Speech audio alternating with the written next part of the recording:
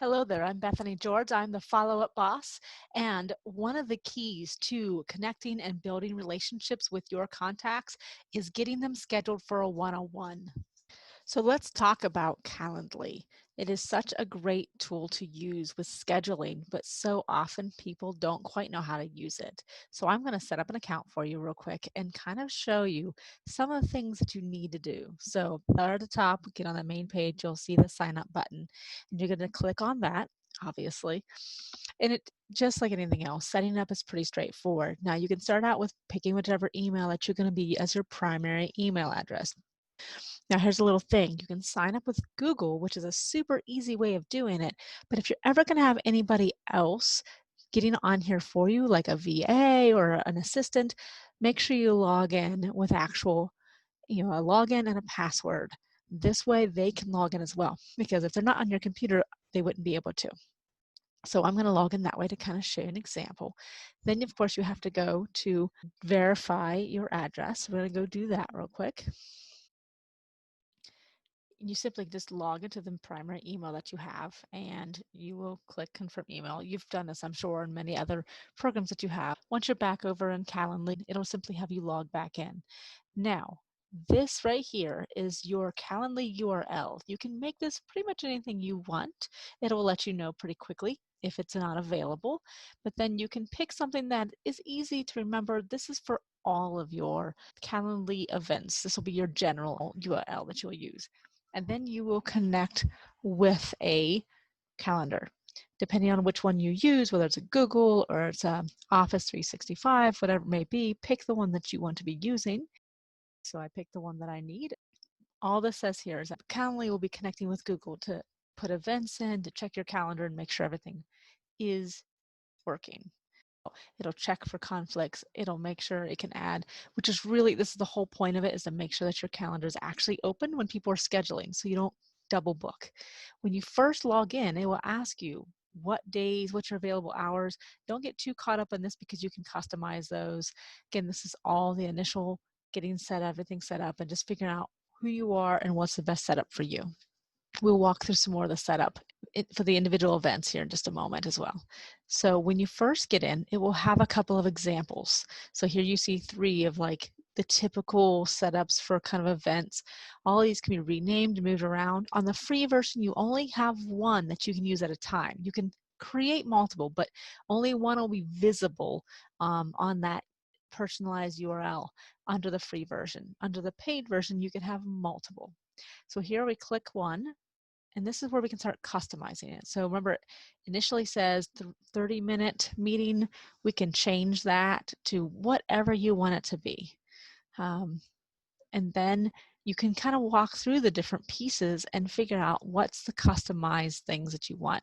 So obviously the name is important, describing what it is you're doing, and then picking what is the location. So for a lot of us right now, we're using Zoom. They do have the ability to integrate. This is a really powerful part of having a scheduler like this, because it will set up, once you've integrated it, it'll set up a link so both of you and the person that's setting this up with you will have that link already. So you don't have to go set it up or be like, what's the link? It does it for you. Add a little description of what the event is for. And here is where you can actually have a specific URL for that particular event. So if you want to invite someone to, like if you have a paid 30-minute call, or if you have a, like this one, a virtual coffee, whatever it may be, this is where you can individualize the event itself and make it for specific purposes. Now this next one down is really where we're going to talk about the calendar. Here is how long is that event going to be. You can set a custom, or you can go with the prearranged ones that are already there, which is really great. Now here's the calendar. Here's where you can customize it for this particular event as well. So, let's say, oh, I realize I'm not really available on Wednesdays. I need that time. You can set it for just that day if there's an event, or set it for the whole calendar so no Wednesdays are scheduled. Say you want to pop out early on Fridays. Let's change that time. There we go. Again, you can set it for the day or set it for every Friday. And oh, on Tuesdays, I want to make sure I actually have lunch, right? So again, we can customize it. It's pretty straightforward. All of these will allow you to apply to one day or the entire time. It's always customizable. And see right here is if this is a secret event, which means only if you are connecting somebody with that personalized URL to this event will they see it if it's turned on. Or if it's not a secret event, then that means that they can find it on your main Calendly URL link that we mentioned earlier. So this is really handy, especially if you have like a paid thing or something like that. Always save as you go. So we did the two main things. Now, additional options. So many people don't do these. Yes, it takes another minute or two to kind of set these up, but they're worth it. So the questions, it requires a name and an email. The email is vital because it actually puts it into their calendar. But these personalized questions are great. So you can say whatever you want. You can be quirky, you can be very professional, you can say whatever you need to do here. You can add lots of other questions as well. And we can add more as well. So one that I really like to have is I always like to ask, like, what is a phone number for you? So if something comes up last minute or I can't reach them or like I'm waiting and they're not getting on the Zoom, I can text them and be like, are you having any troubles? Have them add their phone number. Next is notifications. Oh, this is so critical. And this is a piece that a lot of people miss. Here is where calendar invites. This is critical that it actually connects with their email or their calendar. And then also they get a reminder. I always turn this on because you want to make sure that they are reminded the day of and they have all the information they need. It automatically goes out 24 hours, so the day before. But I actually like to do it the day of, maybe a couple hours before, because again, when they're getting ready to log in, they're like, oh, I have a meeting. Where am I meeting this person? Oh, location will show the Zoom link. So they need to have that accessible. So one of the things I wanted to show you specifically around this that is like the piece that I find most often that is not followed through with is something happens with the calendar invites. Now it's an automatic feature in Calendly, but yet I have used someone's Calendly to schedule with them and it has not plugged into my own calendar. And so I didn't know when I actually set that up for. So making sure this piece works, even checking it and doing like a little trial of your own, which I'll do here in a little bit. You'll see how it shows up in my calendar. Now, some people, maybe they click over to email confirmation. And when it says this, now it doesn't plug into their calendar. They actually have to create their own calendar event. What happens with that is they have to wait for the email, click on it, and actually remember to plug it into their own calendar. If this is what you have set and it goes into their spam, which I've seen that happen many times, then they don't have a way of knowing what it is. So I really suggest that you keep it as a calendar invite and you make sure that it's working for you. So now you can look over and see what it looks like. And here's what they will see. So it shows what days are available. They can click, they can see kind of what your times are available. See like how we had set Tuesdays. So those are before lunch and after lunch. There's nothing before lunch here because I obviously have an event in my calendar that morning. And you see how each of those are 30-minute increments? If you're doing an in-person or you need a little time in between, there's actually a way to create a little bit of a buffer. So let's say we're meeting in a Starbucks, right? So we give that option. So we can either do a Zoom or we can meet at a local Starbucks, right? Resave that. Now, as we scroll down the calendar, see this advanced button? A lot of people miss this. This is good. First thing let's talk about is the buffer. If you are actually going to meet somebody or you want a little time in between, make sure you make a buffer before and after, or at least just one or the other. So this way you're not overlapping. You have time to get to places, maybe time to take some notes after a meeting. Also, it's good to set sometimes a max per day. So this way you don't have a whole bunch of meetings and don't get your work done.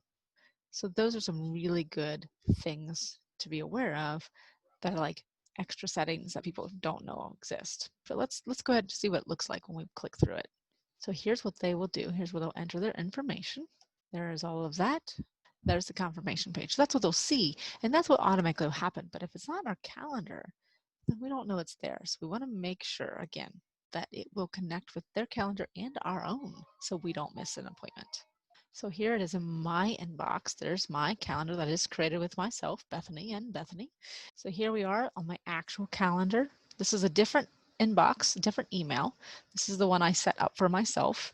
And there it is. It's in my calendar. And if I had Zooms integrated already, it would have that link there. So that's where here on the back end of Calendly, you can click on integrations and actually get that Zoom connected. And if you use a different a different program to use. You can also integrate that as well. There's a lot of integrations, which are really great. But for Zoom, it's really straightforward. It does require that you have a paid version of Calendly, which is like $10 a month. It's very inexpensive. But if you're going to be using this, it's well worth your time. It saves you so much time. It automates things for you. So if you're using Zoom or even many of the other Google Hangouts or Teams or whatever it may be, you can actually integrate those things, and it's really worth. Another example, here's my other Calendly. There, you can see the Zoom link right there for a meeting I have coming up. I literally just sent my URL to Peg, and she jumped on there. She found a time that works. She plugged into it. Now we both have it in our calendar. Our link's right there. So everything I need. It was really just that simple. But if you don't have it set up right, then people won't be able to find it. People will forget about it. You'll forget about it. So it's important that you have these little pieces plugged in there and make sure it works for you. So one of the things, once you start using Calendly, here's some quick little things I'll show you that are a little more advanced. And that is if you are using the pro version, the paid version of Calendly, and you can have multiple events on your page. It will look kind of like this. I have lots, right? So one of the things to look at, I mentioned that you can have one event that's visible if you are on the free version, but you can also create other events that you could switch out. For example, say you have an in-person and then you have a Zoom link. With the free version, you can only have one active or visible at a time. Once you go to the paid version, you can make certain ones visible, certain ones not, certain ones active, certain ones not. So, but when you have them, what's called secret, remember that little toggle we would click on to make them secret or not, they aren't visible if someone goes to your URL. So here's my general URL. If someone clicks on this, they will not see this event, they will not see this event, they'll not see this event, they'll not see this event. They will see this one and this one. How do I know the difference? See the little eye symbol here, the eyeball symbol? Those mean that it is not visible. But I can send them this link right here, and that will let them get to it directly, which is my way of having certain events. Like if I send somebody my general URL to connect with me, I'm usually wanting them to do a virtual coffee with me. But if I have a specific invite for them, say I want to invite them to this Empowering Community Leaders initial chat, that is for a very specific purpose. So I will send them this link, which is calendly.com/BethanyGeorge/ECL. See how that works? The other thing is when you click up here toward the top, it says scheduled events. This will actually show all of your upcoming events, and you can even look at past events, which again, this is super handy if you're trying to figure out when did you meet with somebody. And I think I showed you earlier, if you click on details, it will drop down and show all the information, their answers to the questions. That's very helpful if you're plugging that information into a CRM to keep track of that person and your contact or interactions with them, all very important information. So now that I've shared all that with you, Calendly is pretty straightforward. I like to make sure people know all the little settings and how to really maximize the usefulness of it. It's a very inexpensive tool that can save you a ton of time. If you have any questions about this, if you are trying to implement it into your own business connections and wanted to learn how to better use it and how to implement it with some other tools and strategies, feel free to reach out to me and we can have a chat. So I hope that was helpful and have a great day.